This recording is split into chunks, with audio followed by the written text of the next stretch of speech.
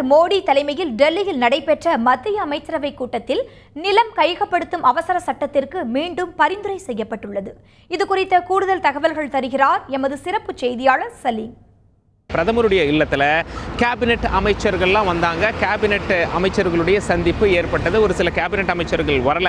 ஏன் அப்படின்னு சொல்லிட்டு நமக்கு வந்து என்ன காரணங்கள் அப்படின்னு சொல்லிட்டு தெரிய வரும். முக்கிய முடிவுகள்லாம் என்ன எடுத்தாங்க இந்த கேபினெட் மீட்டிங்கில் அப்படின்னு சொல்லும் பொழுது, நம்பர் 1 முக்கிய முடிவானது, நிலம் கையகப்படுத்தும் மசோதாவை பாஜக அரசாங்கத்தால் சட்டமாக்க முடியவில்லை. லோக்சபாவில் போதிய எம்பிக்கள் இருக்காங்க, பாஸ் பண்ணிட்டாங்க.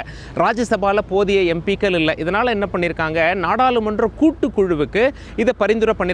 நாடாளுமன்றம் கூட்டுக்குழுவும் மீட்டிங் எல்லாம் போடுறாங்க. இதில் எல்லா கட்சியினரும் இருப்பார்கள். அதாவது நாடாளுமன்றம் மீண்டும் அடுத்தது மான்சூன் செஷன் அப்படின்னு சொல்லிட்டு சொல்லுவாங்க. மழைக்கால கூட்டத்தொடர் ஆரம்பிக்கும் போது இந்த நாடாளுமன்ற கூட்டுக்குழு ரிப்போர்ட் சப்மிட் பண்ணணும்.